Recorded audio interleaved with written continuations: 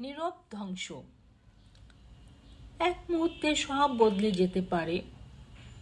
যে শহরটা আলোয় ভরা ছিল, যে ঘরগুলোতে মানুষের হাসি ছিল, সেই নগরীর বুক চিরে হঠাৎ নেমে আসে অদৃশ্য ক্রোধ।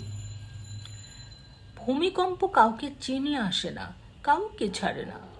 ধনী দরিদ্র, বড় ছোট, শক্তিশালী দুর্বল, সবাই একই কাঁপুনি, একই ভয়, একই অনিশ্চয়তায় দাঁড়িয়ে যায়।